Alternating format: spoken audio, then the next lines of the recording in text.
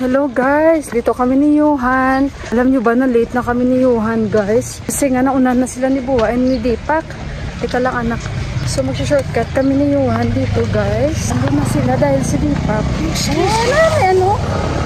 May maraming mga bisita guys sa daan na mapaka natin. Very danger. So dito kami sandali guys ha. Ayan yung ating forma. So pupunta na kami doon at nag-aantay na sila. Si Johan nandiyan. Johan, come here.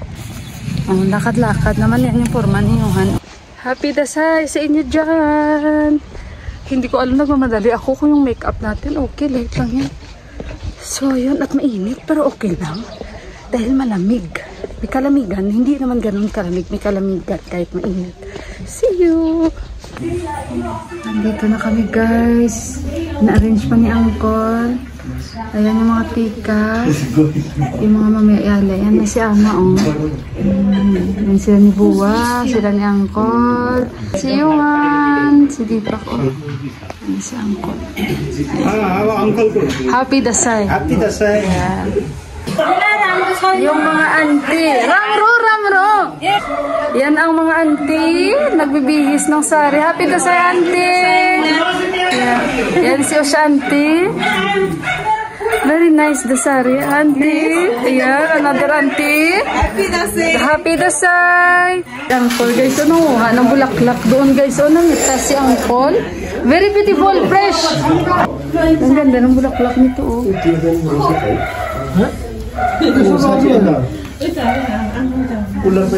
Yan yung mga handa.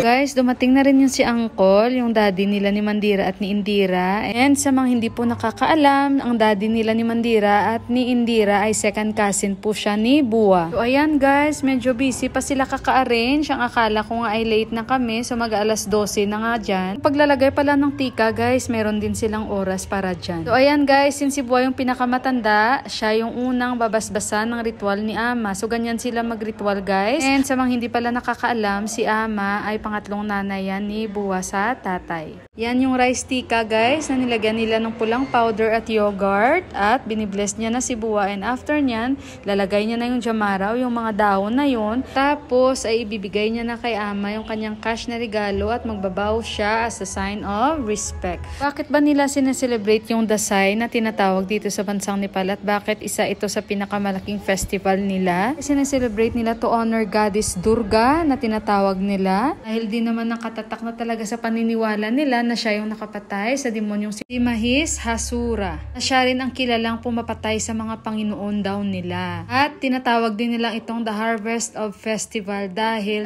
ito na yung time na magkakasama-sama na naman yung buong pamilya after a long time, magbigay ng regalo at sumaya. Guys, tapos na kumitahan ni Ama. Sabi ko maliit lang. Kasi grabe, malaki siya maglagay. So sabi ko sa kanya, Ama, maliit lang. So kaya ayun, si Buwa, natatawa ako dahil na-stress si Buwa sa mga tika dahil tingnan nyo guys, so parang papunuin na kasi pagod na si Ama guys sa edad niya. So, put the whole. Ay, oo, dapat daw pero sabi ni Buwa sa akin, Mila, maganda yung sayo kasi ayaw ni Buwa guys, inaano niya si Ama, ginaguide niya si Ama. Kasi nga syempre sa edad na niya guys, baka ma-CPR ako, kaya hindi ko na lahat sila kinuhanan. Guys, so malaki na yung baby niya, nag-attend kami before ng baby shower. Hello! Paamangkin ni Deepak, anak niya ito sa tiyuhin niya. Ayan, ito yung nanay niya. Picture pa sila. Hindi kasi yung nagsasalita ng ibang lingwahe guys. Ayan, kumakain na sila guys. Hindi na prepare na. I give to Deepak. Achar. You have already achar? Daddy?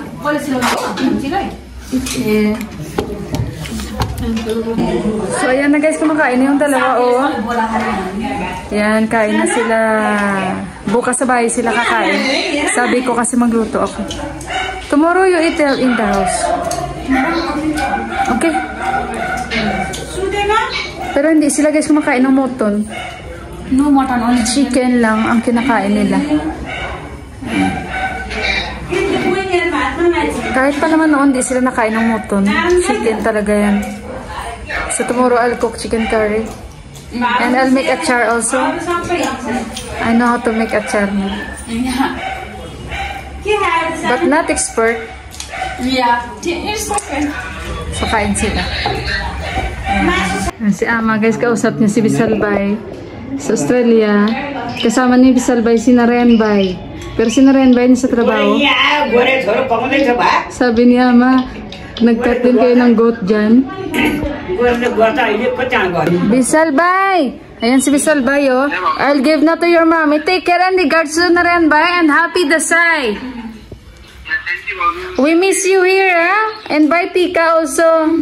See you. Take care. So, ayun guys, maglalagay na sila ng tika.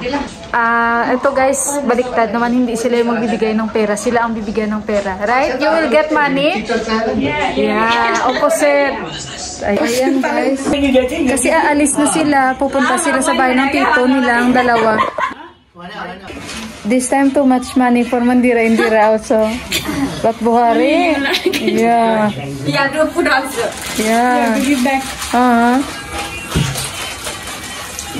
Tomorrow we'll put you tika. Yeah. Yeah. And you will give me money, yeah? You. Money kita propose. Guys, nandito na kami sa bahay. Tingnan yung hitsura ko. Haggard na haggard. Upo muna ako guys. Napagod kami sa kakalakad. Grabe guys, ang lakadan. Pag ganitong mga festival nila, talagang lakadan guys. Kasi walang mga sasakyan, walang mga kahit tricycle. Hindi man uso except sa mga tuktok na yan guys. Doon lang yan sa mga village. Sa valley guys, wala yan. Wala ang mga tuktok. At this time, sobrang busy ang mga tao. And ayun, although sa kabilang barangay lang naman yun sila ni Uncle, pero ang ibig ko pa sabihin guys, nakakapagod lang yung paglalakad kasi nga talaklado, kasi syempre bundok-bundok. So ayun, alam niyo ba ang nangyari? Sabi ko kay Dipak, gusto kong kumain ng mangga. So ito, bumili kami ng mangga. Nakabili ako 3 piraso. At ayun guys, habang kami ay pabalik na, Diyos ko guys, alam nyo kung saan ako nauntog. Nauntog ako sa isang babae na yung kanyang porma guys, nakasari siya. Pero yung kaldero sa ulo niya nakapatong. So medyo matangkad ako sa kanya. So ngayon, yung ulo ko dito banda, nauntog doon guys sa kaldero. Kasi nga, tamang-tama, may tinanong si Dipak sa akin, anong gusto mong bilhin para bukas? Kasi nga bukas, meron kaming dito guys, dito sila ni Mandira at Indira kakain dahil magpapabless sila kay Buwa. So bukas ako magluluto at gagawa ako ng atyar. So bibili kami ng gulay. So napalingon ako kay Dipak. Ngayon nung paglingon ko kay Dipak, yung ulo ko guys nauntog doon sa kaldero niya. Nagulat din yung babae dahil nga guys sa ulo niya yun. So bigla na lang gumanon yung kaldero kasi concentrate talaga siya sa paglalakad ba. Grabe yung tawa ni Yuhan sa akin guys at ni Dipak. Alam niyo ba may isa rin tawang-tawa sa akin yung si Bay na nagtitinda ng mga prutas. Kilala ako kasi ni Bay. So nakatingin siya sa amin. Ay grabe guys, sabi ko sakit ng ulo ko. Nuntog talaga ako sa kaldero niya.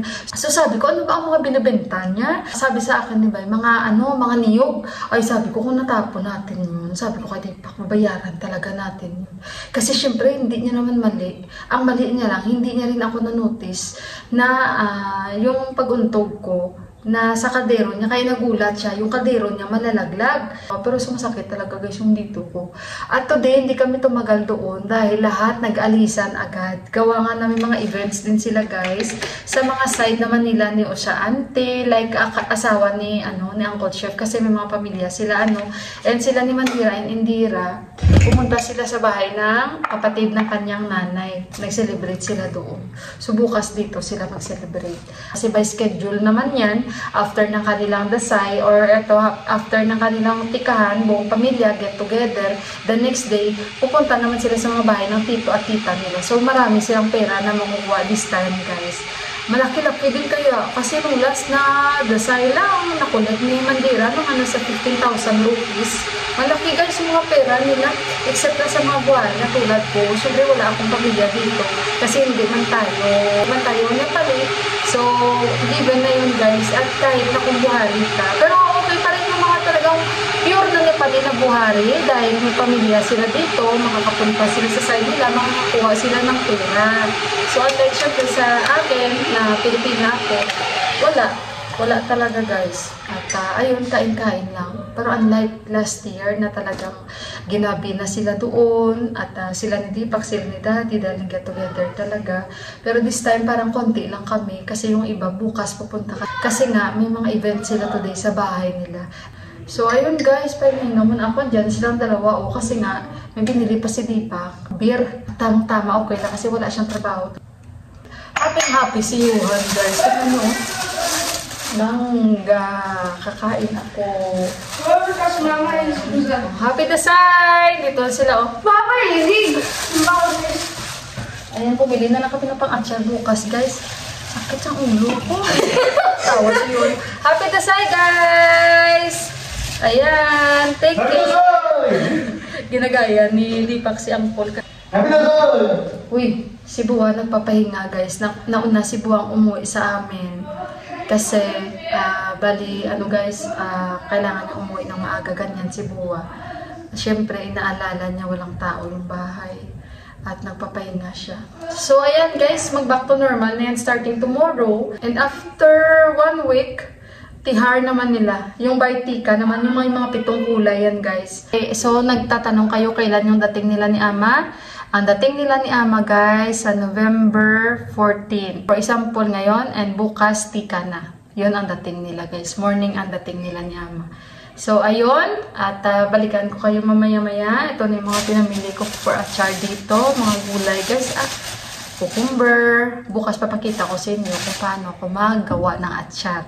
Dahil ako ang magluluto bukas. Maghiwa muna ako ng mangga kasi nagutom ako guys.